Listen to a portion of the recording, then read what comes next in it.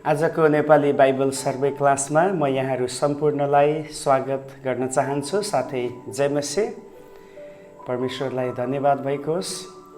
अनि आउनुहोस् हामी आजको क्लासलाई पनि प्रार्थनाको साथमा सुरु गर्नेछौँ। प्रभु, हामी तपाईको उपस्थितिमा आउँदछौँ, तपाईको नाउँलाई धन्यवाद दिन्छौँ। तपाई परमेश्वरले हामीलाई आज यो सुन्दर बेलुकी फेरि तपाईको वचन सिक्नलाई यो अवसर दिनुभयो। यो क्लासको सुरुदेखि आखिरीसम्म तपाईको अगुवाई माग्दछौँ। तपाईँ प्रभुको विशेष गाइडेन्स हामीलाई दिनुहोस्। सिक्न सिकाउन प्रत्येक कुरामा तपाईकै सहायताको खाँचो छ। तपाईँ अगुवाई गर्नुहोस्। प्रभु धन्यवाद। गएको दिनहरूमा जस्तै आज पनि हामी तपाईको आवाज सुन्न चाहन्छौँ र तपाईबाट हामी आफैलाई प्रभु तयार गर्न चाहन्छौँ।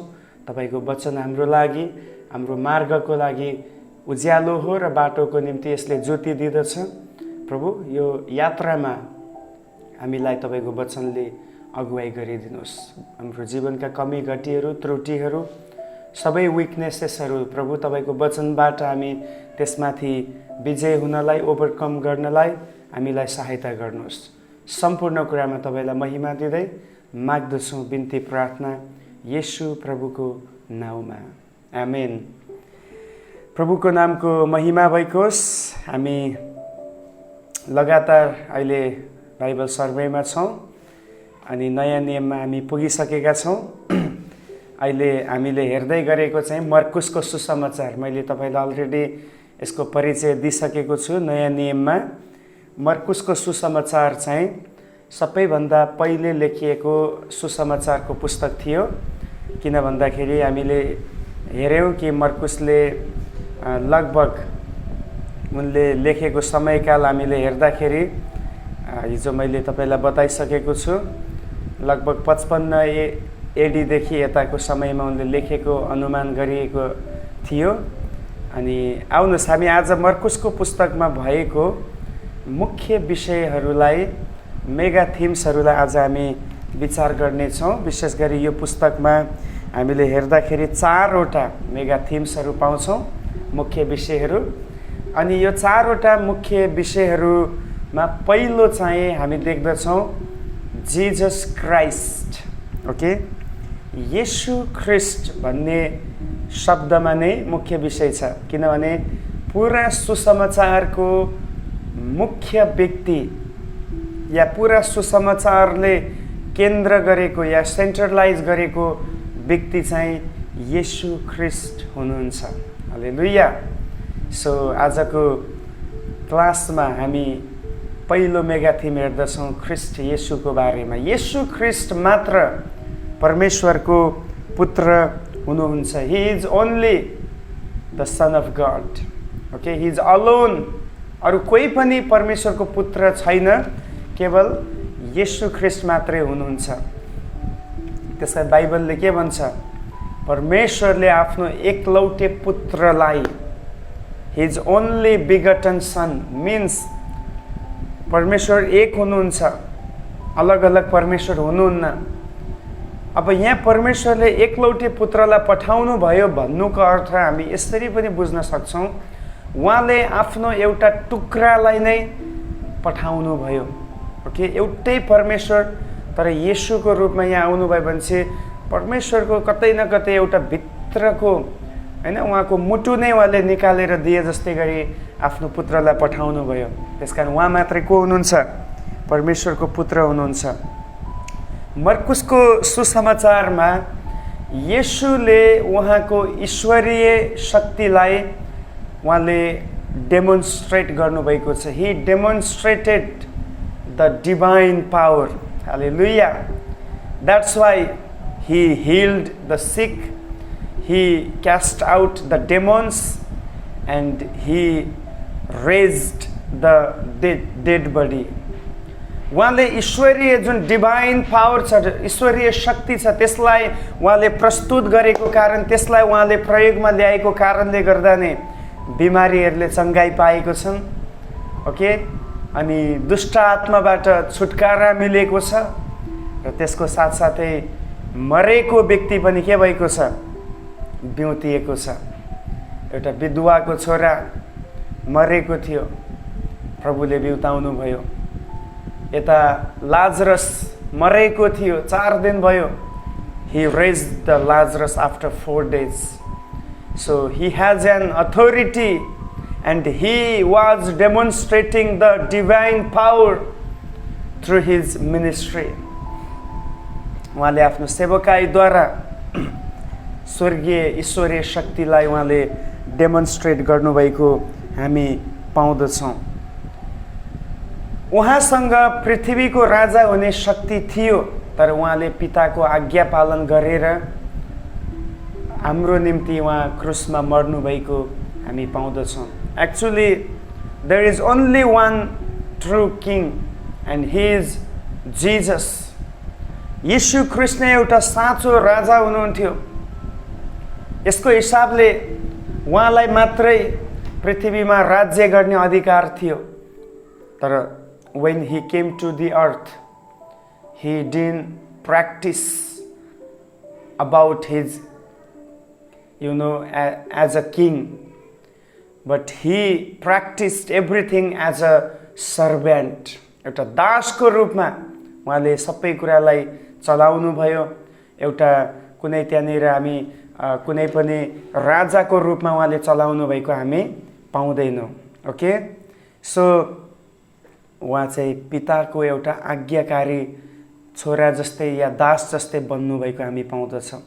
एउटा दास जसरी आफ्नो मालिकको अधीनमा हुन्छ अनि जे पनि उसले गर्छ मालिकको निर्देशन अनुसार, मालिकले अराए अनुसार गर्नुपर्दछ। At the same time Jesus himself made him as a servant of father, पिताको दासको रूपमा, एन्ड सर्भेन्ट अफ पिपल, मानिसको पनि दासको रूपमा उहाँले आफैलाई के गर्नुभयो, वशमा पार्नुभएको हामी पाउँदछौँ। And at last he died on cross for us. जब येशू पुनरुत्थान हुनुभयो उहाँले ईश्वरीयताको प्रमाण दिनुभयो। हालेलुया। उहाँले पाप क्षमा गर्न, हाम्रो जीवन पनि परिवर्तन गर्न सक्नुहुन्छ। याद गर्नुहोस्, जब उहाँ मृत्युबाट, when he rose from the dead, he proved that he was God, that he could forgive sin, and that he has the power to change our lives. हालेलुया। जब उहाँ मृत्युबाट पुनरुत्थान हुनुभयो उहाँले यो कुरालाई प्रुफ गर्नुभयो, प्रमाणित गर्नुभयो कि he has an authority, उहाँसँग अधिकार छ मृत्युलाई, to overcome the death, मृत्युलाई जित्ने अधिकार उहाँसँग छ भनेर उहाँले त्यसलाई प्रुभ गर्नुभयो। अनि उहाँले चाहिँ पाप क्षमा गर्न सक्नुहुन्थ्यो। ओके, उहाँले हाम्रो जीवनलाई के गर्न सक्नुहुन्छ, परिवर्तन पनि गर्न सक्नुहुन्छ। That's why millions and millions people are all around the world, they have been changed by God. Okay, उनीहरू परमेश्वरबाट परिवर्तन भएको छन्, कारण जिजस चेन्ज्ड द लाइफ। उहाँले जीवन परिवर्तन गर्नुभएको थियो, गर्नुहुन्छ। ओके, क्षमाको निम्ति उहाँमा भरोसा गरी आफ्नो नयाँ जीवन, आफ्नो जीवन जो छ उहाँसँग जिउनको निम्ति सम्मिलित हुनु नै क्षमाको क्षमालाई हामी प्राप्त गर्न सक्छौँ।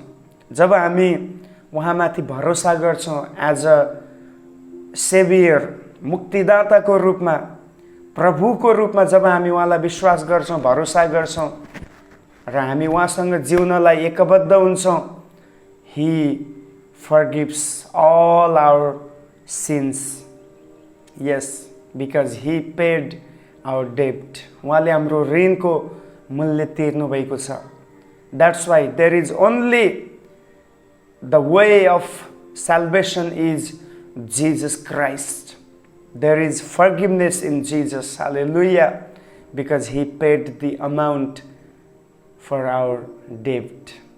हाम्रो ऋणको निम्ति उहाँले मूल्य तिर्नु भएको हामी पाउँदछौँ। सो यहाँ हामी येशू ख्रीष्टको जीवन यसरी मर्कुसले यस पुस्तकमा बताएको हामी पाउँदछौँ। दोस्रो, यो पुस्तकमा हामीले देख्ने मुख्य विषय हो, मेगा थीम हो, त्यो हो सर्भेन्टहुड, दासको स्वभाव। सर्भेन्ट, दास।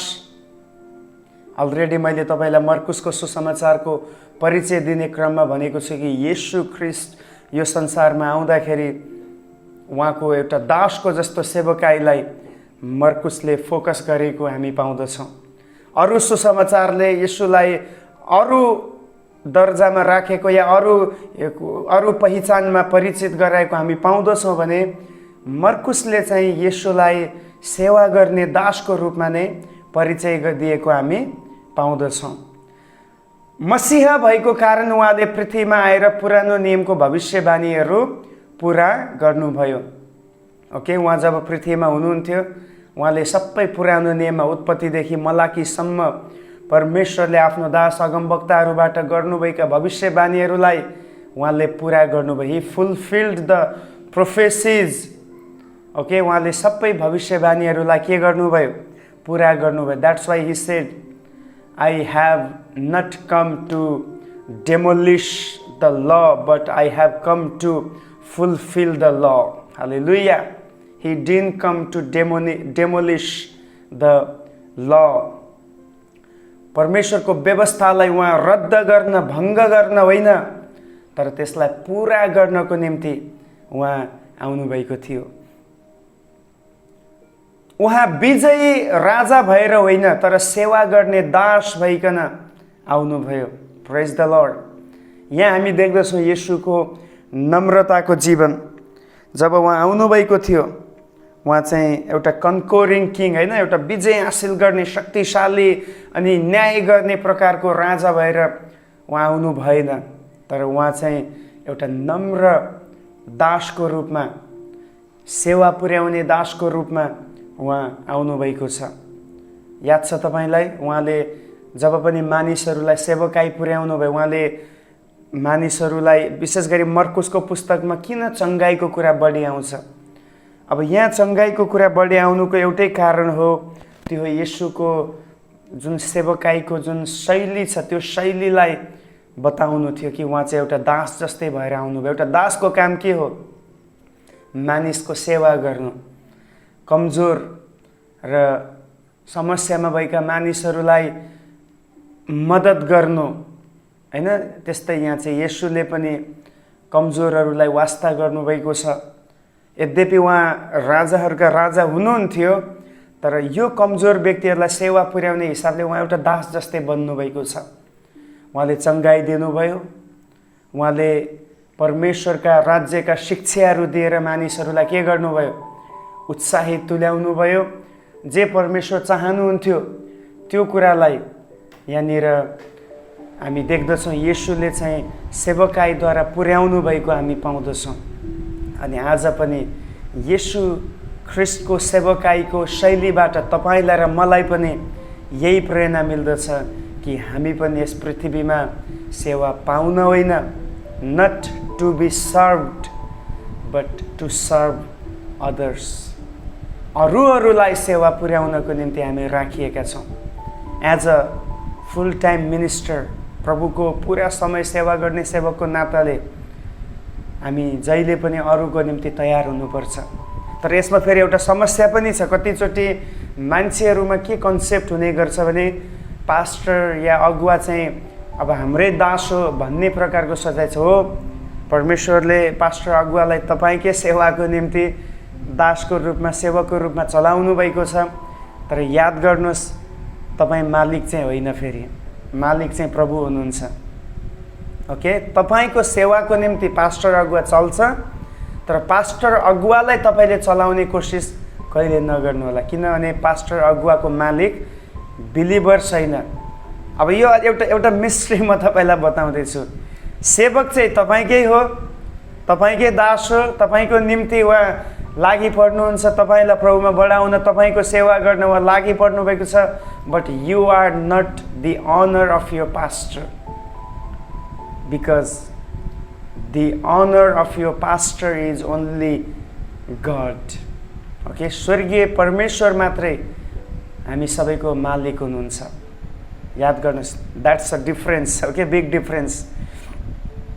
जब हाम्रो निम्ति क्रुसमा उहाँ मर्नुभयो, उहाँले जुन एउटा दासले गर्नुपर्ने सेवकाईको थियो त्यसलाई उहाँले पूर्णता दिनुभयो।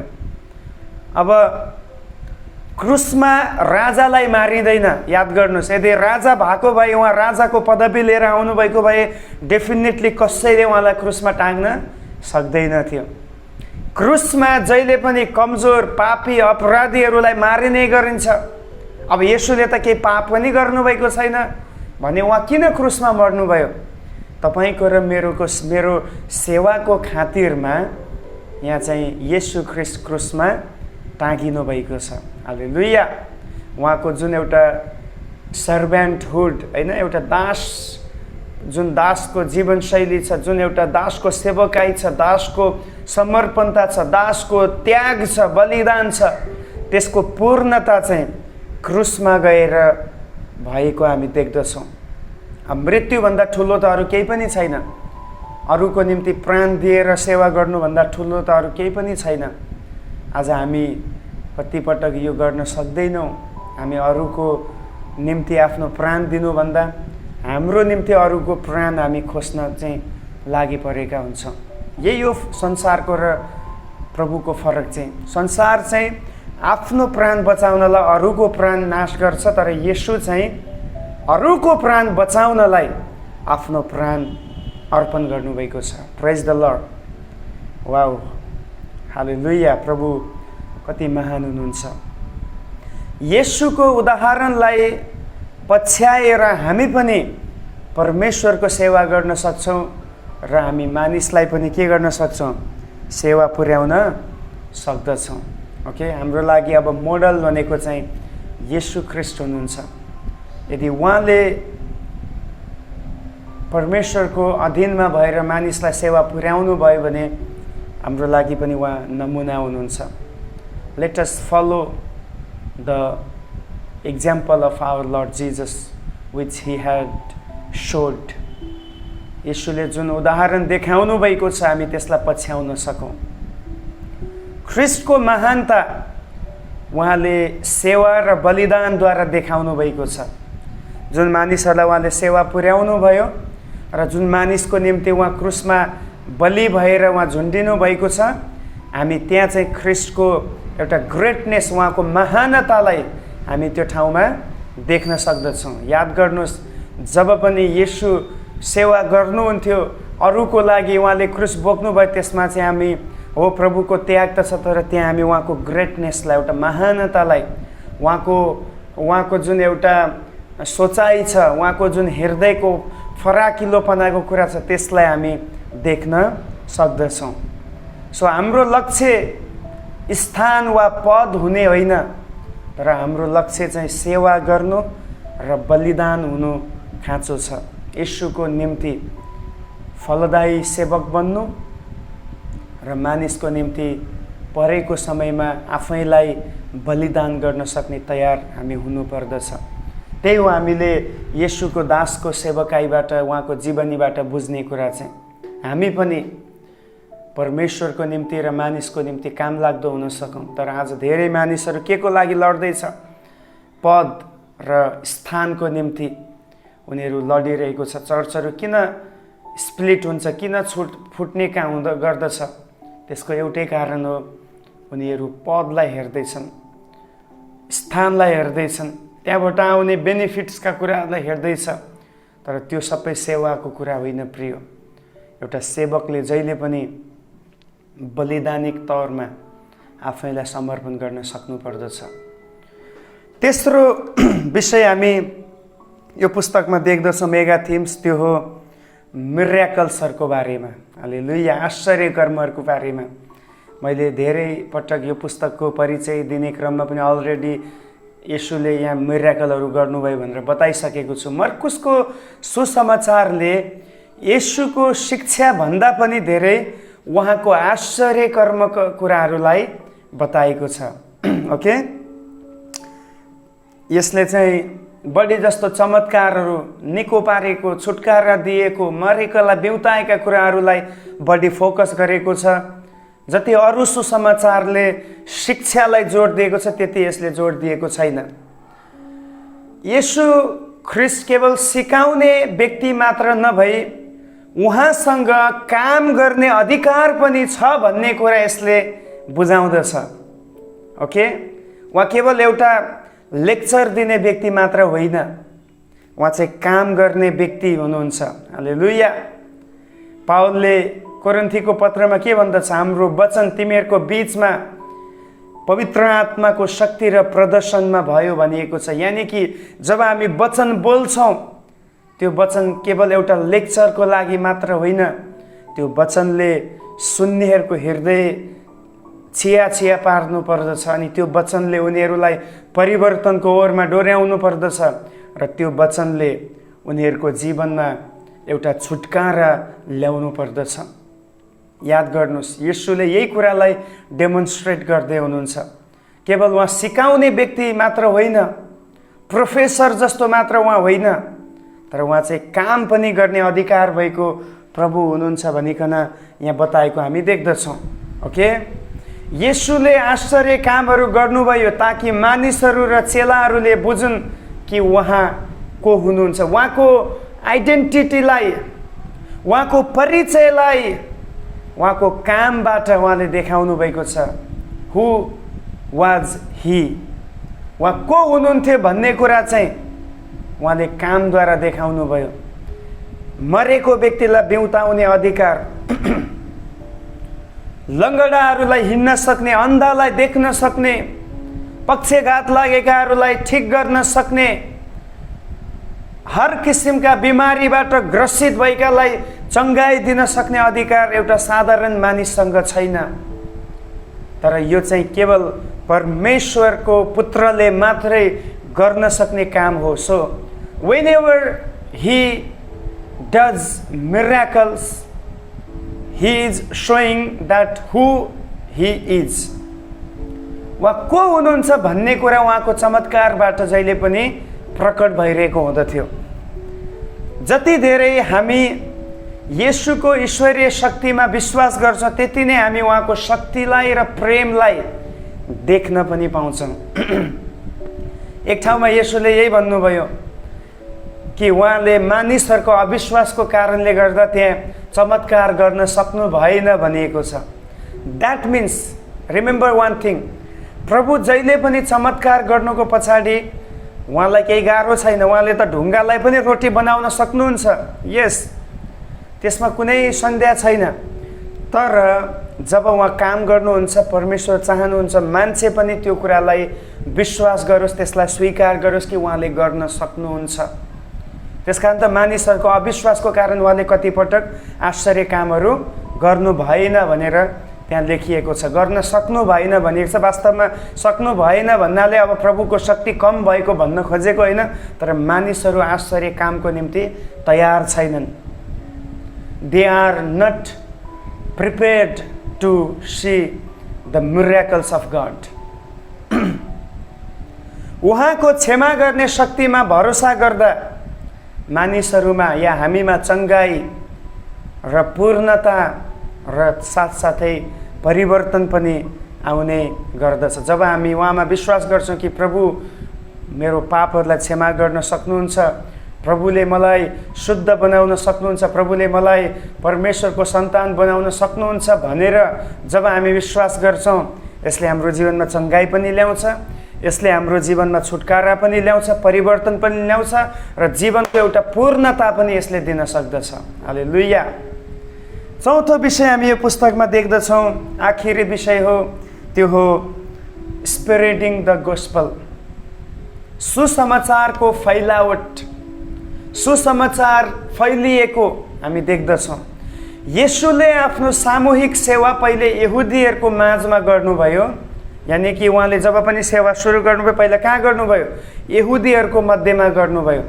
लुका 4 अध्यायमा हामी देख्छौँ उहाँले चाहिँ कफरनहुममा भएको त्यो सभाघरमा गएर हरेक शनिबार सभा 3मा उहाँले धर्मशास्त्र खोलेर शिक्षा दिनुहुन्थ्यो भनेर लेखिएको छ। जब यहुदी अगुवाहरूले येशूको विरोध गरे, फेरि उहाँ अन्य जातिहरूकोमा जानुभई चङ्गाई गरी उनीहरूको बिचमा प्रचार गर्न थाल्नुभयो। याद गर्नुहोस्, पहिलो फोकस यहुदीहरू थिए, किनभने यहुदी पहिले चुनिएको जाति थिए। तर पछि जब यहुदीहरूले इन्कार गरे, यहुदीहरूले अविश्वास गरे, उल्टो येशूलाई मार्न खोजे ढुङ्गाले हानेर, त्यसपछि उहाँले फेरि अन्य जातिहरूलाई फोकस गर्नुभयो। रोमी सेना, सिरियालीहरू र अन्य जातिहरूले सुसमाचार सुने। धेरैले विश्वास गरेर, सुसमाचारलाई विश्वास गरेर येशूलाई पछ्याए। हामी एउटा कप्तान देख्छौँ जो रोमी सेनापति थियो, उसले येशूलाई विश्वास गरेको देख्छौँ। सिरियाली यानि कि अर्को देशको मान्छेहरूलाई येशूले प्रचार गर्नुभयो। अन्य जातिहरू जोहरू प्रभुको राज्यका थिएनन्, उनीहरूलाई प्रभुले सुसमाचार सुनाउनु भयो र उनीहरूले येशूलाई पछ्याएको हामी पाउँछौँ। चेलाहरूलाई येशूको अन्तिम चुनौती यही थियो, सारा संसारमा गएर उद्धारको सुसमाचार सुनाऊ भन्ने महान र अन्तिम आज्ञा उहाँले दिनुभएको थियो। अन्तिम चुनौती। येशू आफैले पनि सुसमाचार प्रचार गर्नुभयो र उहाँले चेलाहरूलाई पनि के गर्दै हुनुहुन्छ? He was challenging his disciples to go into the world and preach the gospel of our Lord and Savior Jesus Christ. He was challenging them.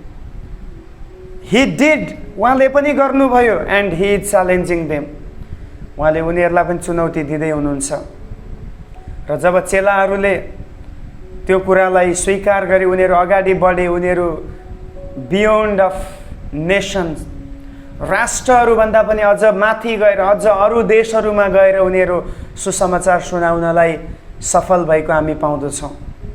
येशूले राष्ट्रिय र जातीय परिधिहरू र बाधाहरूलाई उछिनेर सुसमाचारको निम्ति अगाडि बढ्नुभयो र अन्तिममा चेलाहरू पनि अगाडि बढेको हामी प्रेरितको पुस्तकमा देख्दछौँ।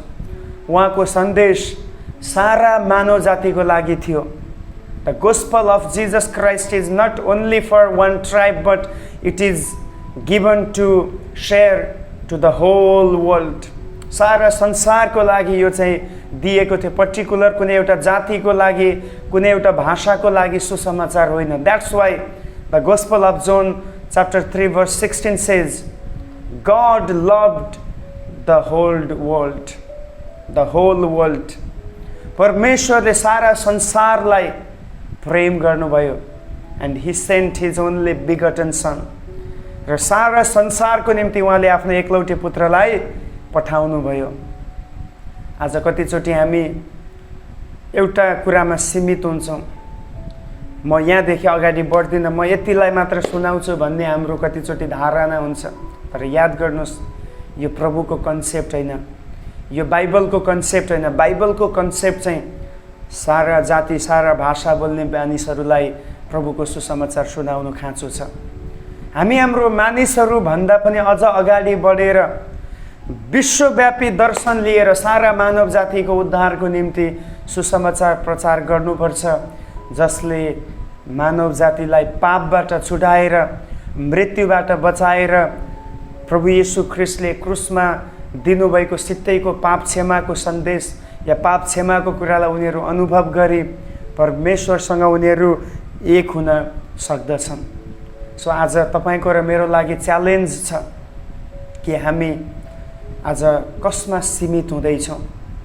हो, परमेश्वरले कतिपटक हामीलाई दर्शन दिनुहुन्छ एउटा समूहमा, तर यसको मतलब यो होइन कि हामी त्यतिमा मात्र सीमित हुनुपर्छ। वास्तवमा सुसमाचार चाहिँ सबैको लागि हो। प्रभुको मिसन चाहिँ सारा मानव जातिको लागि हो। त्यसकारण तपाईँ र म पनि यो आखिरी समयमा सुसमाचारको निम्ति, प्रभुको राज्य विस्तारको निम्ति, सुसमाचारलाई फैलाउनको निम्ति हामी अगाडि बढ्न सकौँ। अहिलेको यो पेन्डेमिक समयमा हामी एकअर्कालाई भेट्न सक्दैनौँ, तर प्रभुलाई धन्यवाद भइकोस्, यसरी टेक्नोलोजी मार्फत, विभिन्न सोसल मिडिया मार्फत हामीलाई अवसर छ। अहिले मेरो फेसबुकमा 5000 लगभग फ्रेन्ड्सहरू पुगिसकेको छ। अनि यदि मैले कुनै एउटा पोस्ट मैले फेसबुकमा सुसमाचारको पोस्ट मैले अपलोड गरेँ भने एक पटकमा 5000 मानिसले त्यो सुसमाचार पाउन सक्नेछ। युट्युबमा हरेक दिन यसरी यो क्लास चलिरहेको छ। चाह्यो भने हजारौँ मानिसहरूकोमा यो पुग्न सक्दछ। अहिले त नेपाली भाषामा सीमित छ, तर आउने दिनमा प्रभुको इच्छा भयो भने अरू भाषामा, हिन्दी, अङ्ग्रेजी भाषाहरूमा पनि यो चलाउनको निम्ति म प्रार्थना गर्दैछु ताकि परमेश्वरको वचन सारा मानव जातिकोमा पुग्न सकेको होस्। सो आजको क्लासबाट परमेश्वरले यहाँहरू सबैलाई आशिष दिनुभएको होस्। फेरि हामी भोलि अर्को नयाँ विषयमा अगाडि बढ्नेछौँ। जय मसीह। मे गड ब्लेस यु अल।